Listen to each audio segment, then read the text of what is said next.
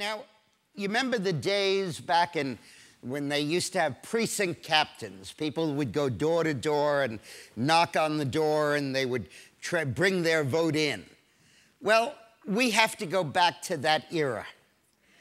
Let me just spend a second on the history of this, because it's important to see the historical context of this wonderful movement.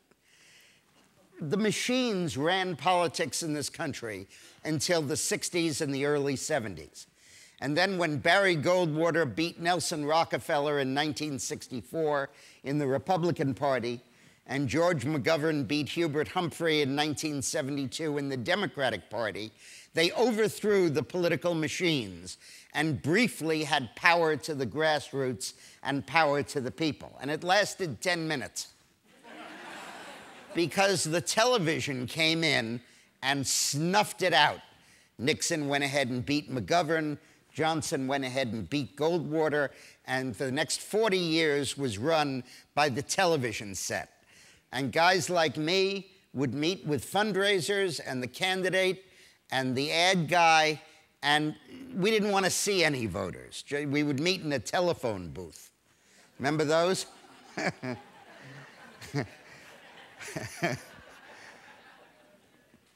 But then that ended. Then, first on the left and then on the right, grassroots participatory politics started to kick in. MoveOn.org, Acorn. By the way, let's make Acorn squashed.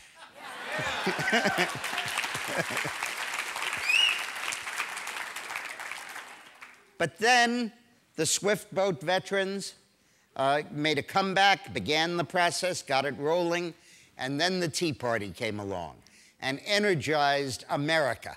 We're not talking about the grassroots, we're talking about America. And the conservatives captured the American street. And it has created a whole new politics in this country. I've been running campaigns for 40 years in the United States, and I never met a voter.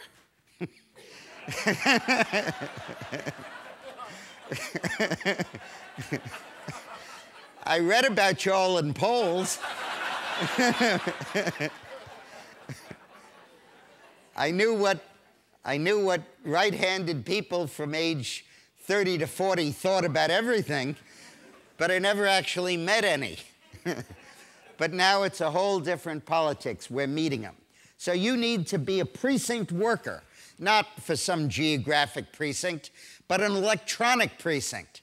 Take your soccer moms, take your parents' association, take your coworkers at the job, take your clients, take your business associates, your Christmas card mailing list, your high school and college reunion list, your fraternity brothers and sorority sisters, and make a list of them online.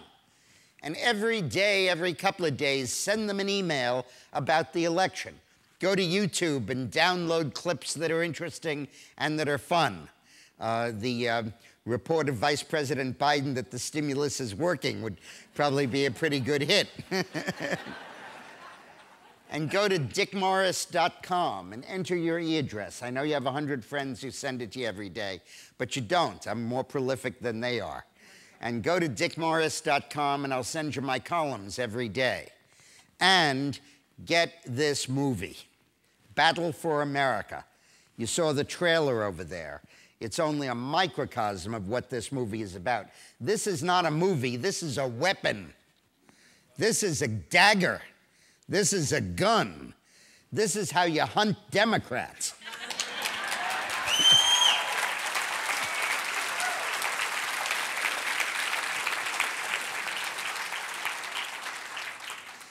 You know, in 1945, Winston Churchill was defeated right after he won World War II. And they elected Clement Attlee, a socialist, to take over. And he nationalized everything he could find. So in 1946, true story, Churchill was in the men's room at the House of Commons. And he was standing at a urinal, and Attlee walked in. So Churchill scooched down 3 urinals, and Attlee said, "Shy, Winston?" And Churchill said, "No, it is not that at all.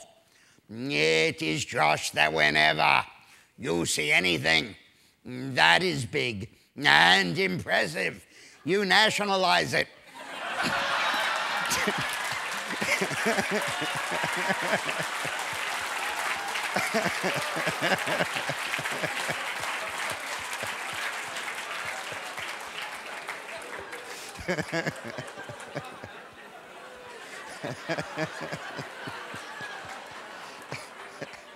Isn't that perfect? But listen, I just want to leave you with a serious note that also involves Winston Churchill. And it summarizes what I think the stakes are in this election in a very, very potent way. It's a poem that was written in the 1860s, in the middle of the Civil War, by Henry Wadsworth Longfellow. And the way I learned it was that FDR hand wrote out the poem on a piece of paper in 1940 and gave it to Harry Hopkins, his aide, who was flying to London in the middle of the Blitz to deliver it to Winston Churchill, from the President of the United States to the Prime Minister of Britain, as Britain was fighting for its life, getting bombed and strafed by the Luftwaffe. And all of freedom hung in the balance. France had surrendered, Europe had surrendered, the US wasn't in the war yet. One tiny island stood between the monstrosity of Hitler's Nazism and world domination. One tiny island, ill-prepared, unarmed, 300 or 400 Spitfire pilots, was all that the freedom of the world depended upon. And the poem, which you can see, if you go to London, you go downstairs to the War Cabinet rooms and under Whitehall, and you can actually see this handwritten note from FDR to Churchill. And the poem goes like this: sail on, O ship of state. Sail on, O nation strong and great. Humanity, with all its fears, with all its hopes for future years, is hanging breathless on thy fate. That's what the world thinks about this election. Those are the stakes in this year. Thank you.